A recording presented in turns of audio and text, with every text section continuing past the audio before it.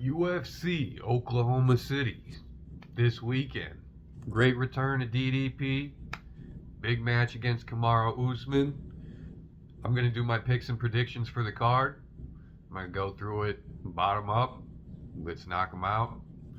First fight of the night, we got short notice fight for two new guys, both their debuts. Ezra Elliott coming from the Red Hawk camp with Sean O'Malley and Tommy McMillan, and Damian Anderson.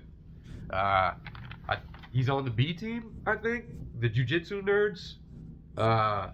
Usually I go against Jiu-Jitsu nerds, and when I was looking at their fights, Ezra Elliott looked a bit more impressive to me. But I watched the weigh-ins right before I recorded this. Ezra Elliott missed weight. He looked terrible. And I also watched a little bit of the last Tim Welch podcast, and Tim Welch is not going to be in either of Tommy or Ezra's corners this weekend. So I'm going to go with the Jiu-Jitsu nerd for once. I'm going to take Damian Anderson in this one. Moving on, we got Anna Melisano versus Dione Barbosa. Anna Melisano, it's her UFC debut. I watched the last couple of fights of hers.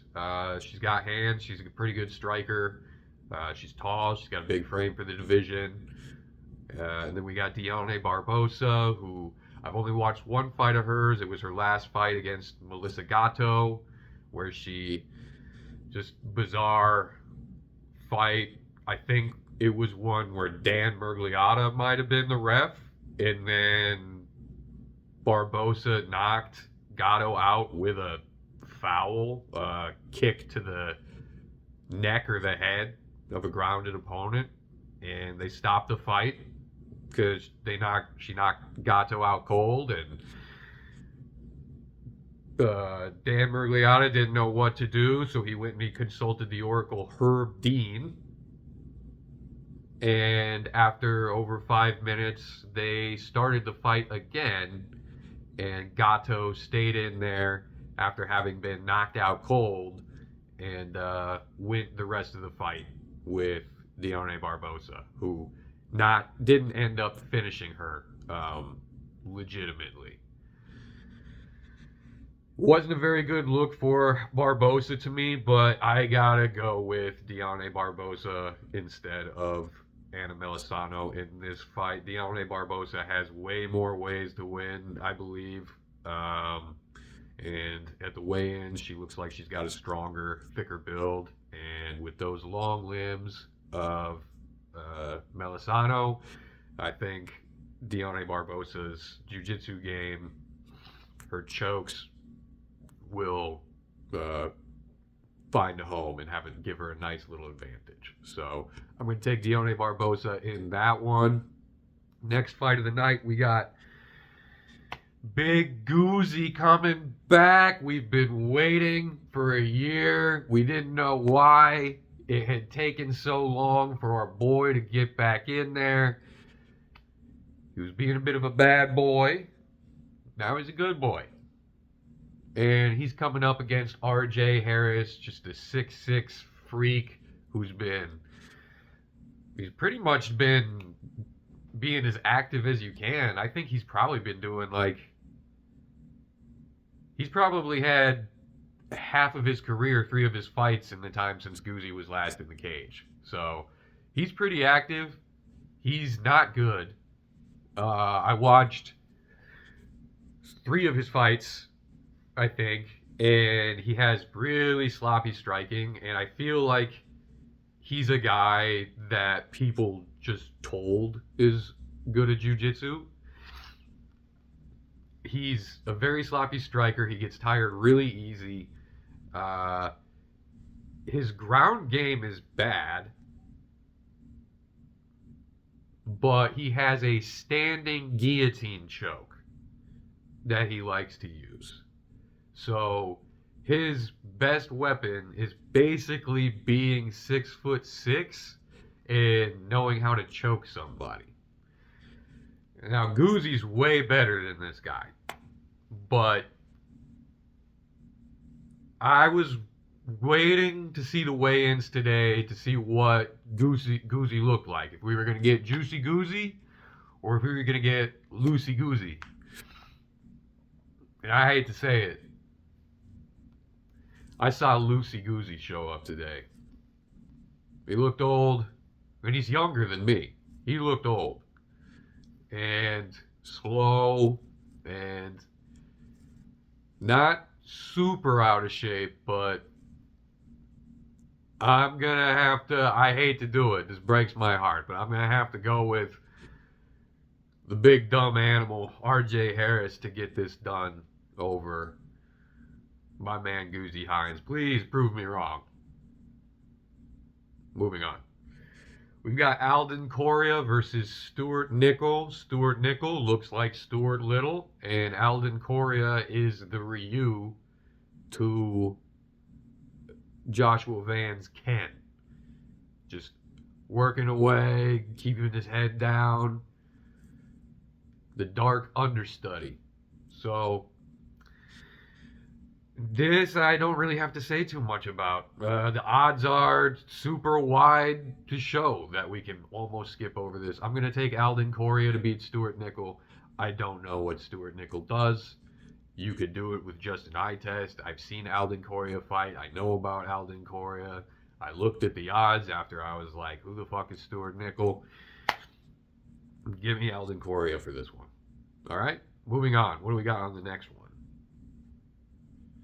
Felipe Franco versus Levi Rodriguez Jr. Don't know much about either of these guys. I basically learned everything about them watching other YouTubers over the last 24 hours. Felipe Franco, he went up in weight to heavyweight and fought Mario Pinto, and I think it went to a decision, and it wasn't a good fight from what I've heard, and I don't know that I've heard too much that's good about Felipe Franco, other than that's kind of like a BMF move to do something like that. And then we got, what was the other guy? Levi Rodriguez Jr., who I also have no idea about, but he is back after popping for PEDs, so he's been a bad boy. They came in. Franco looks like he's in really athletic, low body fat shape. Levi Rodriguez came in, and it looks like, I gotta be honest, he's looking like he's still a bad boy. So I don't know really anything about either of them, but give me the bad boy. Give me Levi Rodriguez Jr. To beat this jabroni. All right. So then we got John Paul Labozniani versus Sukhyun Ko. John Paul Labozniani. I watched his fight against Phil Rowe, common opponent between the both of them. It was a pretty back and forth. It was a boring fight. I watched it twice. I cannot remember anything about it really for you. I'm gonna be completely honest. It's that mustache that I remember more than anything. But I've watched a lot of Sukhyun, not a lot, but like 3 of Sukhyun Ko's fights, and he's good. That's what you remember. You barely remember who he's fighting. You have to go back and be like, oh, damn, Oban Elliott? But he's good. He's dominating people in a way that you don't see. It's boring. He doesn't seem to have any finishing instinct or maybe even desire. But not many fighters can dictate the pace of a fight or where it goes like that. So I have to go with Sukhyun Ko. Moving on, we go up to Austin Bashi versus Jose Delgado. Austin Bashi looks like he shows up to back up Mitch Raposo whenever someone starts picking on Mitch Raposo. Those guys look like they're best friends. This is like the big, angry, muscly version. I like Austin Bashi. He's got a really, it's hard for me to call it a boring style because it's so dominant. He's such a dominant wrestler and grappler, and he's really good at finding those chokes. And he is thick. and he's young. He's taking a year off. But he's going up against our boy, Jose Delgado, who rules, should be undefeated. You guys all know that. 4 fights in the UFC. He's got finishing power in his hands, has grappling. He's got tricks everywhere. He's got a bag of tricks. Tall, lanky guy. Young as well, 28. But I'm going to go with Austin Bashi.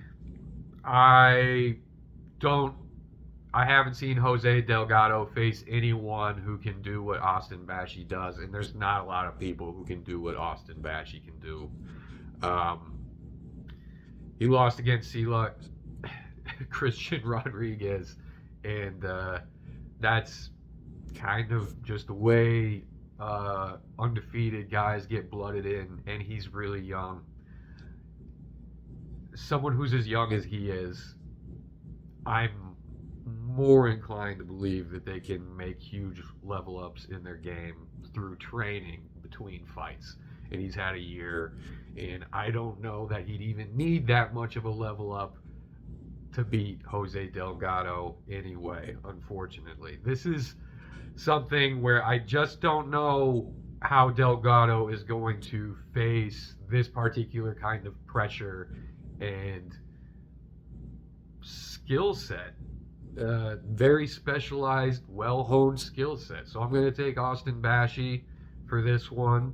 We move on to the main card. We got Tommy McMillan facing off against Alberto Montez. Tommy McMillan, another guy out of Red Hawk Academy. Looks like he's probably gone out trick-or-treating as the Joker at one point or another, coming up against Alberto Montez, who looks like the third best Topuria in the UFC.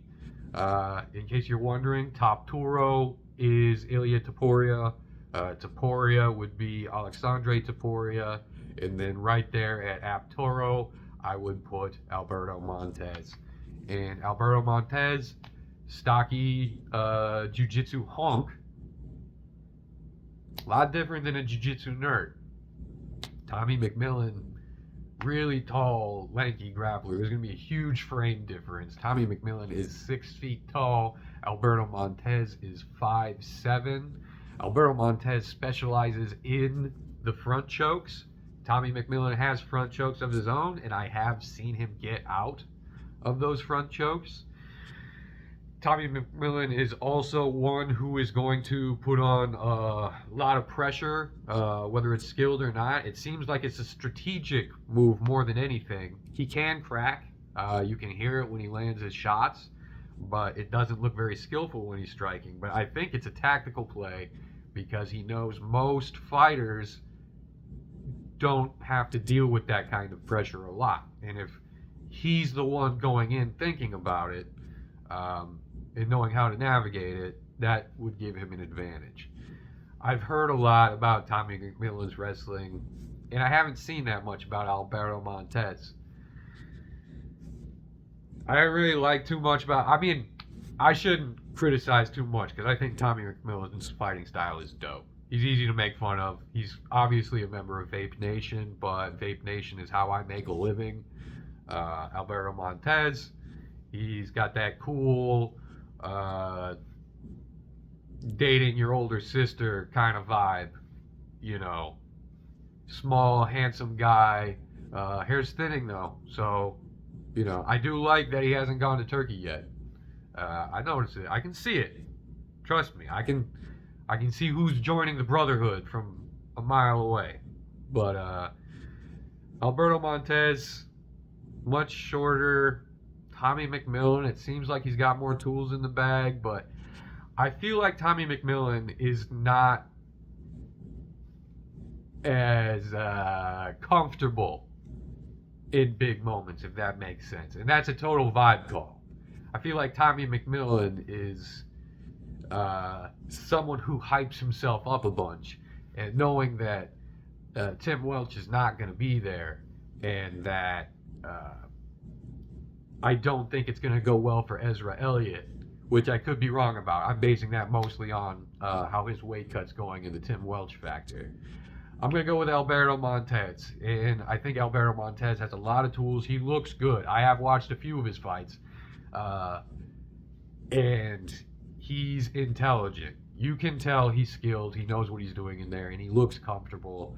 I'm going to take Alberto Montez by short man's choke and kissing Tommy McMillan's sister on the lips. So we're going to move up to the next fight on the main card. We've got Tabitha Ricci versus Fatima Klein. This will be quick. I've seen Fatima Klein fight. She's really good. And that's just strictly based on the dominance I saw her show in her last fight. Odds have it pretty wide. Tabitha Ricci, really popular UFC fighter. Got a great wagon behind her. Doesn't really impress when I watch her fight. I've seen more of her fights for sure, and she's been in the UFC longer. So she's faced higher levels of competition, but there's a lot of hype on Fatima Klein, and I'm gonna vibe out on this one. I'm gonna go with Fatima Klein to win this one, probably by decision, but maybe by finish. I don't know why that's the first time that I decided I was going to call out a method of victory, but give me Fatima Klein. We gotta be on the featured fight of the night now. What's that gonna be? Chase Hooper versus Mitch Ramirez. Man, up until I watched the weigh-ins today, I was thinking, Chase Hooper sucks, but who the fuck is Mitch Ramirez, right? I wasn't even gonna look. I watched the weigh-ins today. Chase Hooper misses weight, and he looks like shit. And Mitch Ramirez looks like a guy that could beat up a nerd like Chase Hooper. Oh, this is hard. Because I still have no idea who Ramirez is. And Chase Hooper is like a big jiu-jitsu nerd. He's a big favorite in this fight, but he doesn't impress me when I've watched him. I haven't gotten it. I don't get it. And Mitch Ramirez is the mystery box. I don't know if he's even won a fight. I have no idea. I was not going to look at it at all.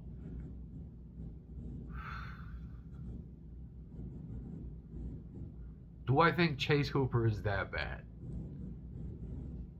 Do I think Chase Hooper is that bad that I think basically a guy off the street who looks tough in a t-shirt could beat him if he's had a bad weight cut?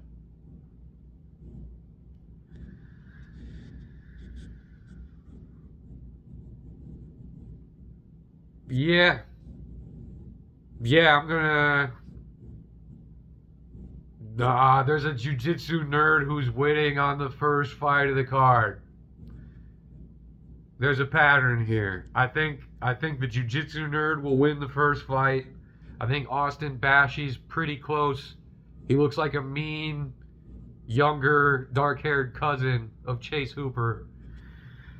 I'm going to give the nerd one more shot. I'm going to say Chase Hooper can pull it together and he can beat this random guy that I know nothing about. But you know what? Fuck that. I'm taking Mitch Ramirez to win this fight. Fuck that. Sorry, Chase Hooper. You look like shit. And you do every time. So, give me the random guy off the street. Next fight of the night, co-main, we got Jared Cannonier versus Christian Leroy Duncan. RoboCop's dad versus RoboCop's son. I really want to pick Jared Cannonier. There's something about Christian Leroy Duncan I'm not fully bought into yet, as far as like the level of him, but he is a lot of fun to watch fight. And I think you can't ignore that Jared Cannonier's 42 now, even though he's probably the best looking 42-year-old that's ever been in the sport, and especially competing at the level that he does, except maybe like Jan Blachowicz, but physically, definitely Jared Cannonier's holding up the best. So there's that big age difference, and there's that age disadvantage no matter who he's fighting for Jared Cannonier. There's a size disadvantage, speed, and also it's a bad stylistic matchup. CLD is he is elusive. He doesn't deal with pressure that well, but I don't know how much Jared Cannonier can bring on a guy like CLD at this point. Just with what I've said now, I've given myself a pretty easy sell on Christian Leroy Duncan, so give me CLD over Jared Cannonier. Final fight of the night, main event. Really carries a lot on this card, even though we got a lot of good fights. This is going to be a good night of fights, but Dricus du Plessis coming back after a year to fight Kamaru Usman, the 39-year-old superpower with no knees, but he doesn't need them. Coming up to middleweight. This is a great fight.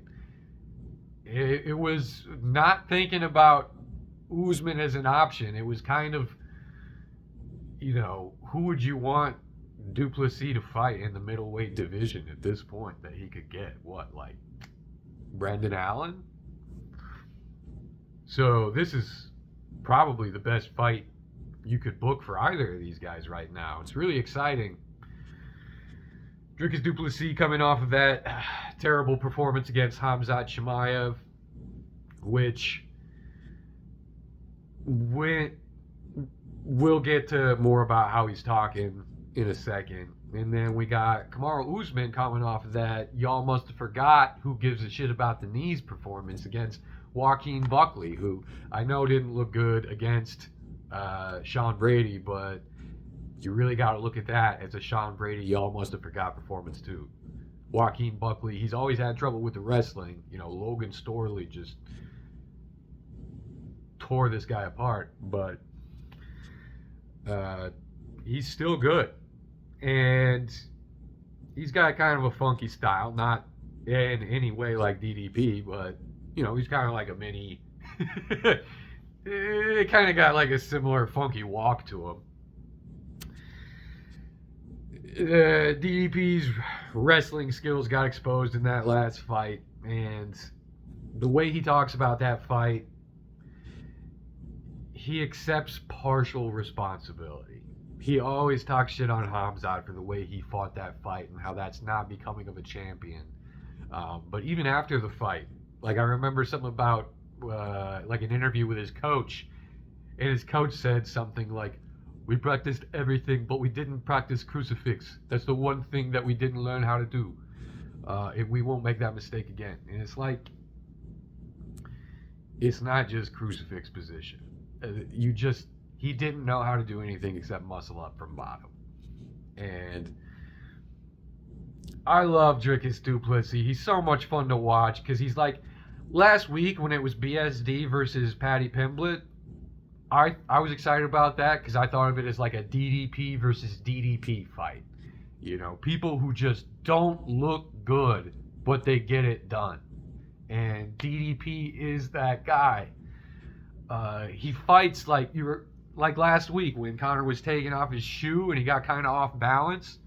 That looks like that's actually DDP's martial art. That he just like accidentally pronates or rolls his ankle, but he gets the momentum and he lands that goofy boy strike.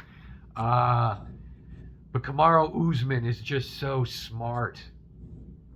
That Leon Edwards 3 fight is like not even a fight. I don't know what that was. That's some weird bureaucratic showdown is what that fight was. I barely count that as a fight. So his only 2 losses to me are the fluke of all time with Leon Edwards and the Khamzat Chimaev fight, which to me was a draw.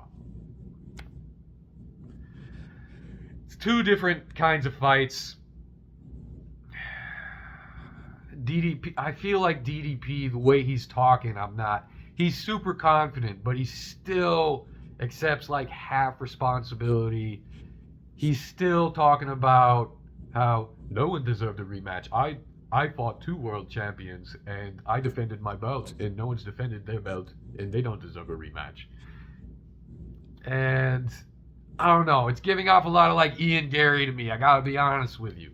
Uh, I hate to say that DDP is so much better than Ian Gary, but if you know what I'm talking about, you know what I'm talking about. I don't think he 100% believes what he's saying. And Kamaru Usman, I think 100% believes what he's saying. And not only is Kamaru Usman, but we've been shown again the value of Trevor Whitman. And DDP is still with Morn Visser, yes, we forgot to drill crucifix, but next time we will learn crucifix, and it'll be a totally different fight. I don't hate to do it, because I also love Kamaru Usman. Give me Kamaru Usman in the main event. Let's go back down, top to bottom. I got Kamaru Usman beating DDP. I got CLB beating Jared Cannonier. I got some guy up the street beating Chase Hooper. I got Fatima Klein beating Tabitha Ricci. I've got Alberto Arturo beating Tommy McMalley. I've got Austin Bashi beating Jose Delgado. I've got Seokhyun Ko beating John Paul Bosniani. I got Levi Rodriguez Jr. beating Felipe Franco. I've got Alden Correa beating Stuart Little. I've got RJ Harris beating Cozy. I've got Deontay Barbosa beating Anna Melisano, and I've got Damian Anderson beating Ezra Elliott. 12 fights. Last week we had 13 fights. I believe I actually went 6-7 on that card, which is pretty bad. Let's see how we do on this one. Thanks for watching. Like and subscribe. Appreciate you. Have a good one.